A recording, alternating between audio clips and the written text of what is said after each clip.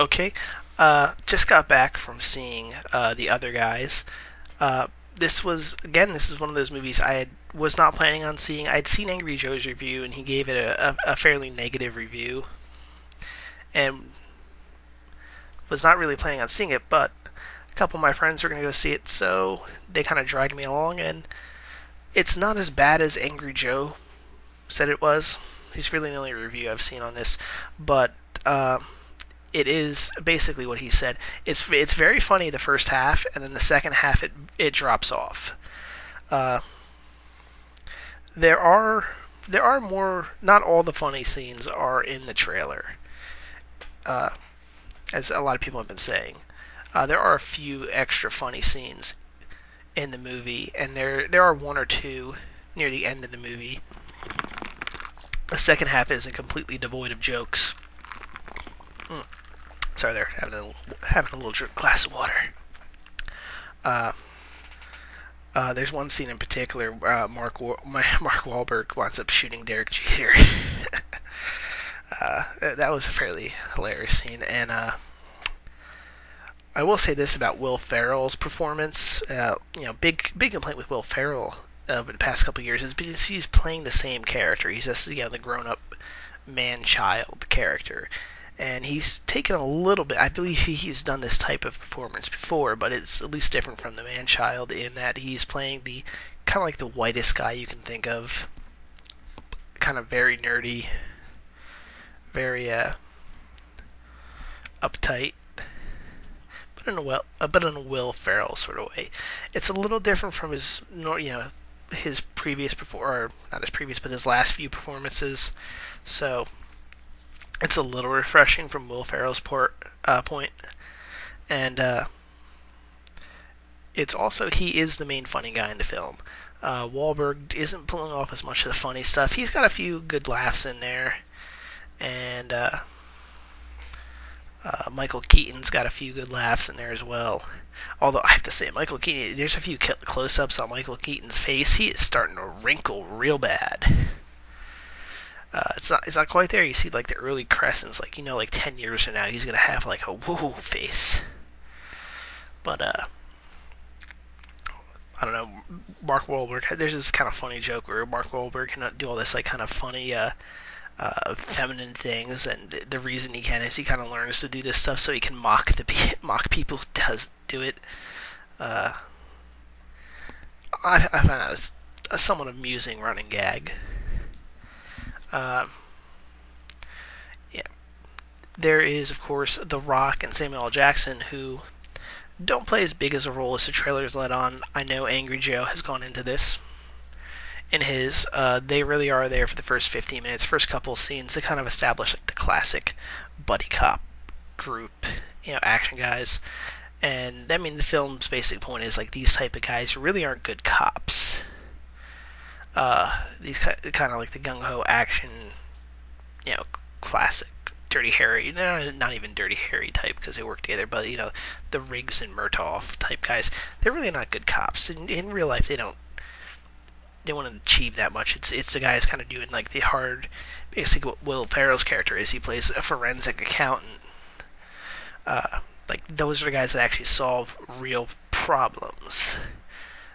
This movie also really goes into the whole recent scandals on Wall Street and bailouts and all that stuff. So I guess if you're really into all that stuff, or if you're frustrated with all that, this movie might appeal to you. There's a lot of jokes and puns towards that.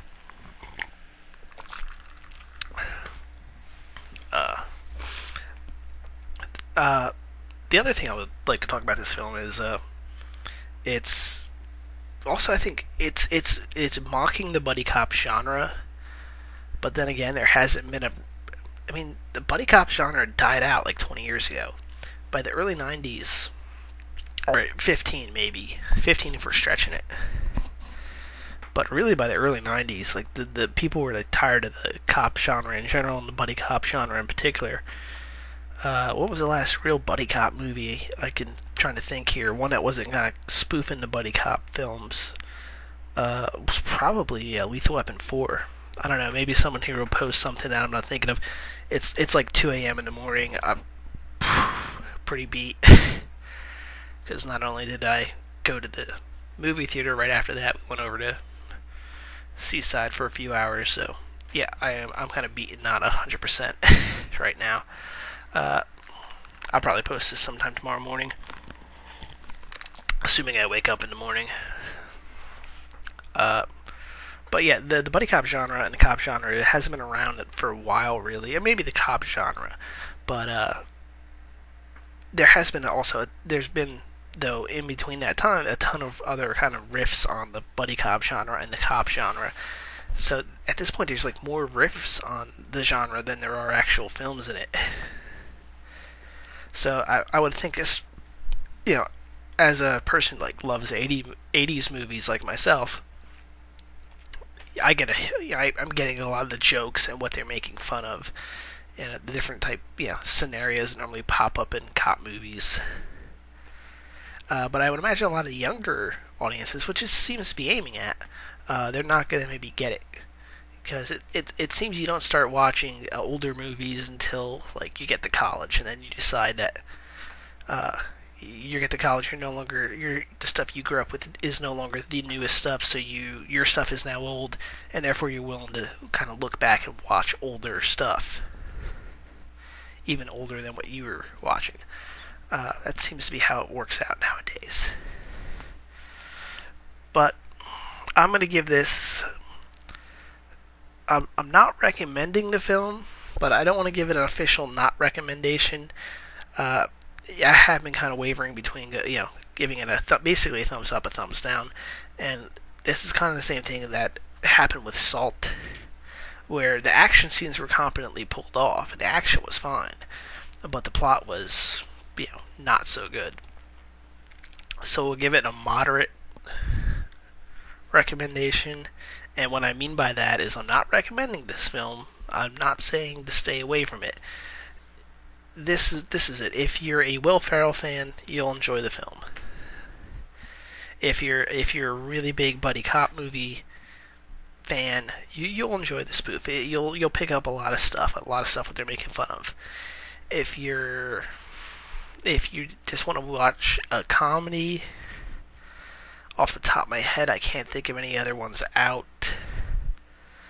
Maybe Toy Story 3, although that had sad parts. If you're trying to avoid the sad parts, you shouldn't go to a Pixar movie to begin with. I guess if you're trying to get a comedy fix, this is it. If you have if you have time to kill and you're looking for something to do and you're considering going to movies, you could have this as a time killer or an afternoon killer. For everyone else, I recommend kind of waiting for the Expendables to come out, or go see Inception. Again, for like the 5th time. But yeah, that's my official recommendation. It's moderate. Some people will like it, and like I said, the first half hour it's funny. It dies off then, but it does have a few funny scenes. So if you're looking to waste time, this will be alright. Signing off, I guess. Hopefully, I will be back with the Expendables review.